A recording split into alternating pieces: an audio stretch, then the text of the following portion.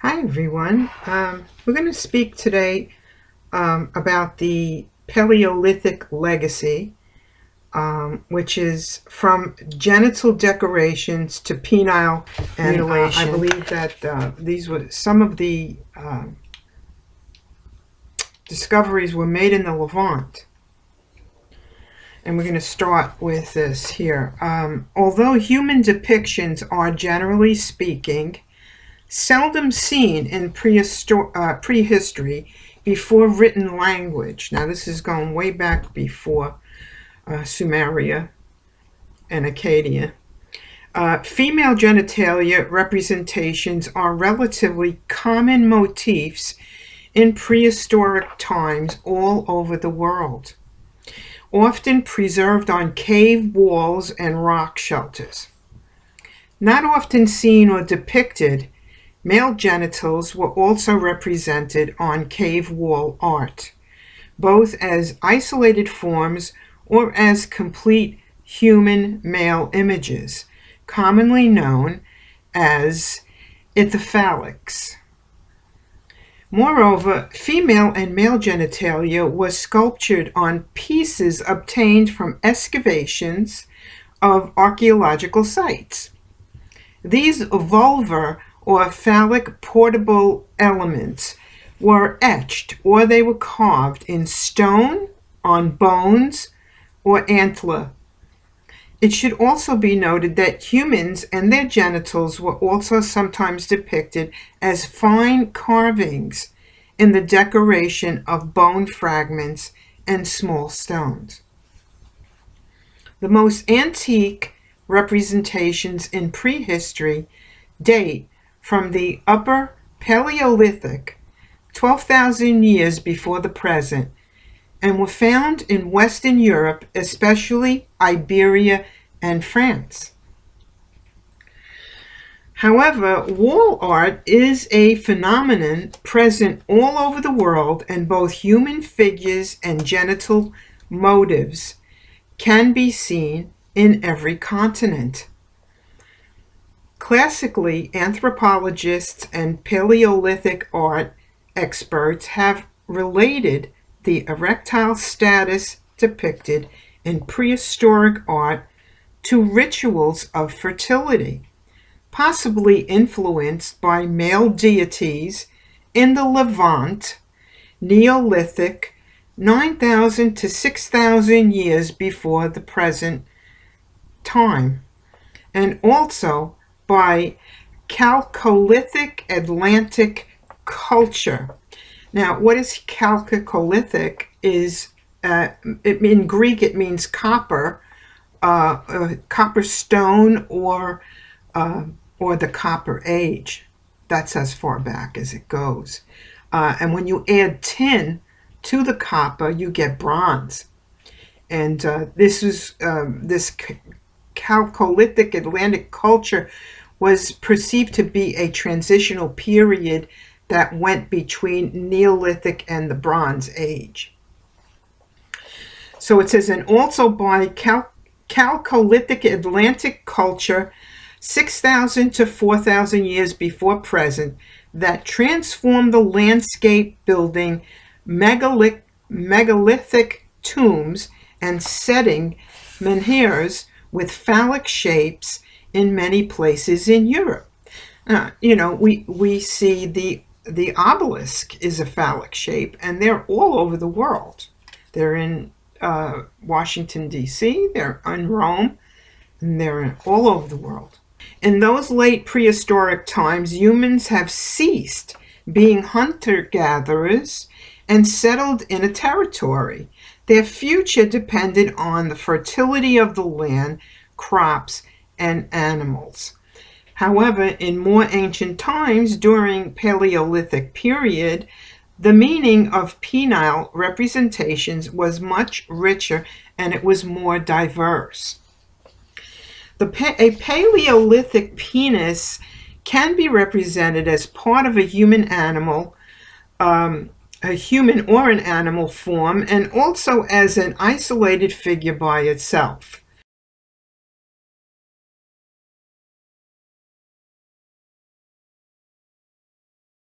The size of the phallic representation seems an important issue.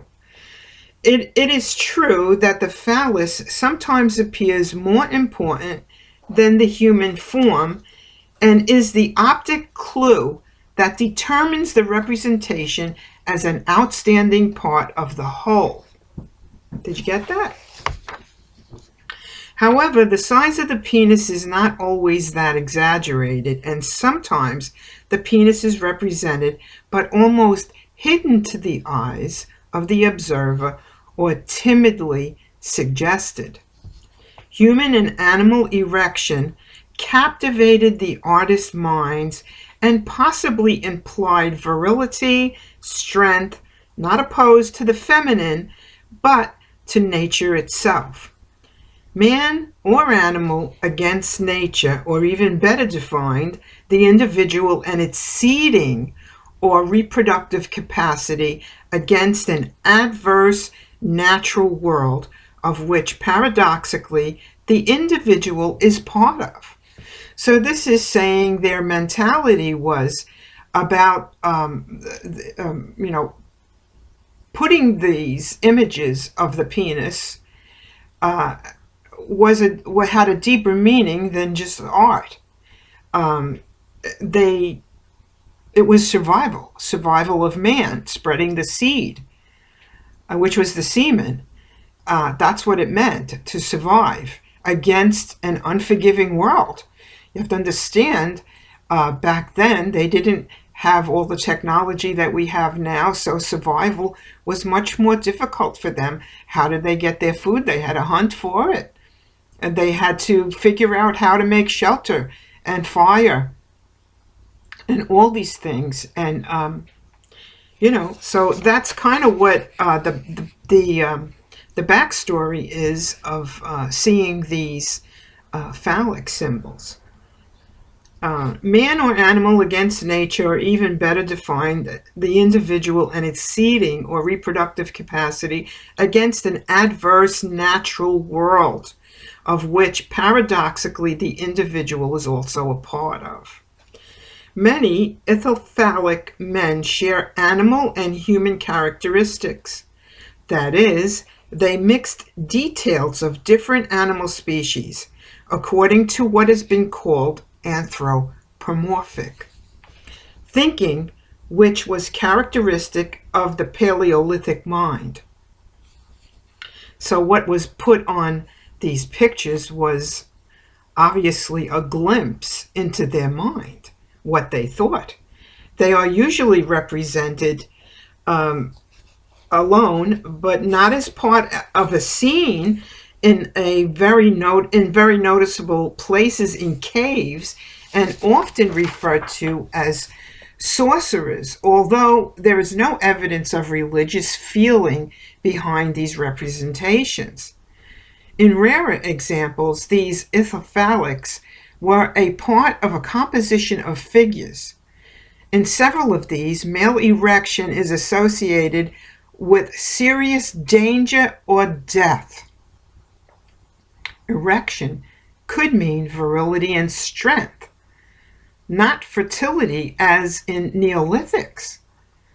And I dare not say opposed to the feminine, but to nature and the animal world. The link between erection and dangerous situations has been interpreted as a representation of the transition to death, possibly a shamanistic interpretation of the physiological phenomenon of male orgasm linked to the loss of the soul. Now, strangely, when I'm reading this, I'm thinking of the Jews and how they don't touch their penises, they won't look at a woman, they don't want to get an erection, they don't want to get aroused, they only enter their women when they're ovulating, and they try to disengage from any kind of spilling of their sperm. You see, it's kind of like, it's a parallel. Are you getting it? Because I'm getting it. Among others, We have some beautiful examples of this dreadful association in the Lascaux cave, where a hunter lies dead on the ground in front of an eviscerated bison, or in the Adura cave, where a group of men are about to be suffocated and surrounded by a group of executor dancers.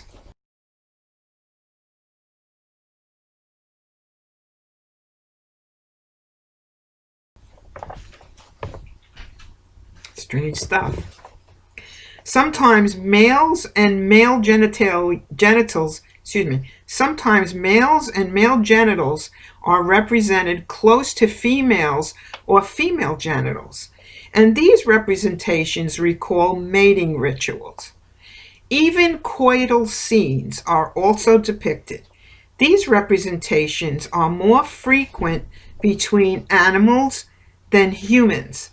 Possibly the oldest human intercourse were represented in Los Caceres cave in Guadalajara, Spain, and in a stone block detached from the Loisel shelter in Dorgond, France, around 20,000 years before the present.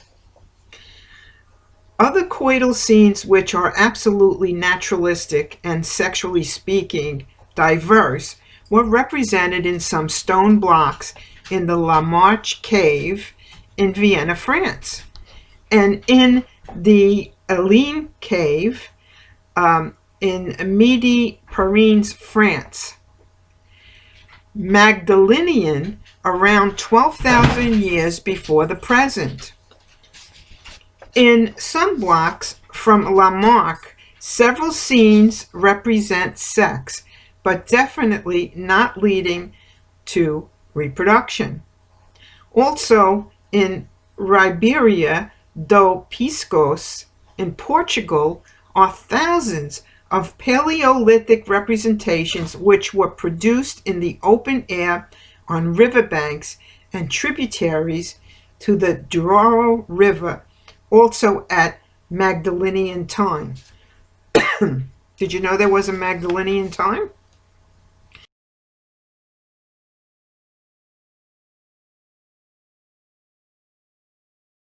Ritualistic phallic forms.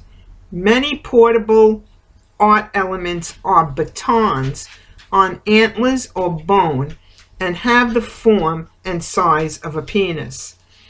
A collection of such instruments with phallic forms done with antler bone or stone have been recovered in the context of habitation from different excavations, most of them in France. All over Europe, other bone instruments of unknown use with prominent phallic decorations have also been found.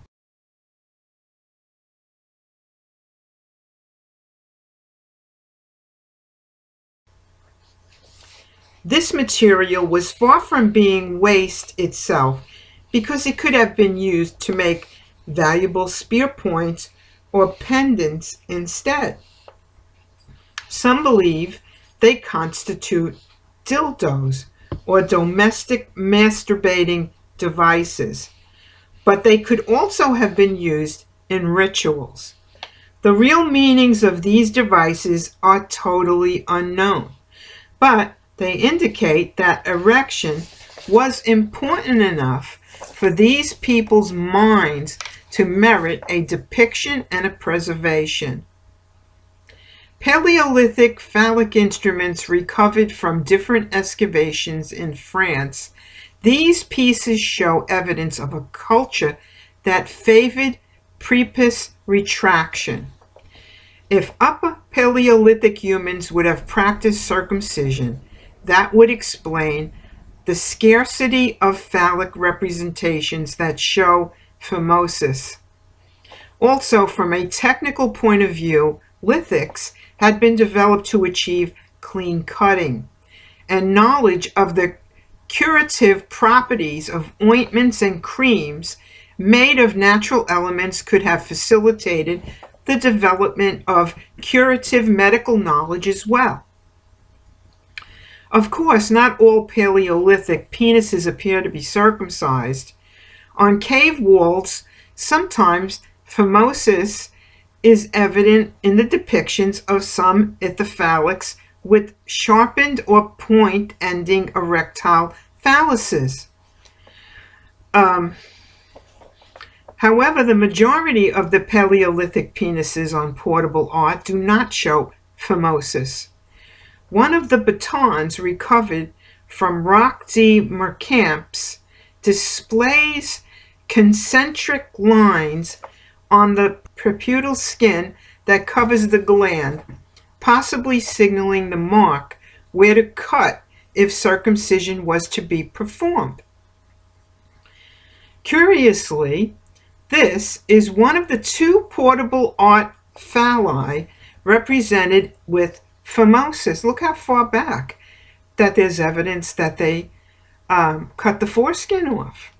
The other example recovered in Fourneau du Diable in France reveals partial prepudal skin retraction. However, we cannot ascertain that Paleolithic people practiced circumcision, but these observations favor a general culture of penile foreskin retraction, genital hygiene care, and very likely the practice of circumcision. Although no specific ritual of circumcision has been represented in Paleolithic art, these data provide indirect evidence of its practice. So it's not directly declaring that they did, but they do see evidence that it could have been. Possibly for decorative purpose or as a body mark, it may also have become fashionable, like a body decoration. There is archaeological evidence that modern humans and even Neanderthals performed rituals of body decoration. Colors have been used as skin paint, and makeup and hair dyeing were also applied. This should therefore not be surprising that some types of permanent corporal decorations may also have been performed. In fact, engravings with human representations and statuettes also provide evidence that body scars were considered aesthetical throughout the Upper Paleolithic. Phallic decorations with a series of dots and lines is explicitly represented in European Paleolithic art for identification or ornamental purposes. Scars, holes, and marks appear intentionally and were made on the surface of the penis. Therefore, circumcision, male genital tattooing, piercing, and scarification may have been decorative surgeries practiced during Paleolithic times. Most of the archaeological evidences of decorated phalli are Magdalenian. Wow, Magdalenian sounds like Magdalene or Magdala, right? Magdalenian, all the way back there in Paleolithic times. Magdalenian elements that were recovered in France. Didn't Mary Magdalene go to France? But these designs could have been performed several thousand years earlier in Eastern Europe.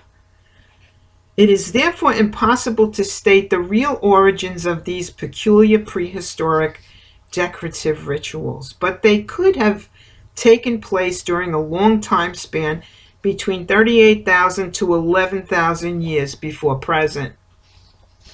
Among those prehistoric rituals of prepuce retraction, circumcision, subincision, dorsal cutting, piercing, tattooing, and scarification, only circumcision has continued. possibly because this practice is not only fashionable but also useful. Other practices, the intention of which was also to segregate individuals from the collective and to a specific marked group, have outlived very occasionally and remain purely anecdotal and decorative, and mainly among marginal individuals. The same happens in modern primitives today. The roots behind body decoration were most probable spiritual, such as animist superstitions based on a belief that ink, body art, can protect the body from evil. Possibly prehistoric tattooing and other forms of body decoration may have followed similar patterns of behavior, general decoration. Otzi, the Neolithic man recovered from the ice in the Alps, gives definite proof that body tattoo was practiced in the final phases of European prehistory. Also, during the Middle Ages, there is evidence of genital decoration in the warriors struggling in Vermelhosa, Foscoa, Portugal, represented in a fine open-air carving, and also in the human representation in a stela in Spain in the late Bronze Age. These late prehistoric images represent penile infibulation, a form of penile mutilation that prevented warriors from losing their energy in penetration. This is another intervention in the penis, consisting of the insertion of a fibula that closes the prepudial skin and interrupts male erection and intercourse. This same procedure has been performed in some modern primitive beings in Asia, in Africa, and America.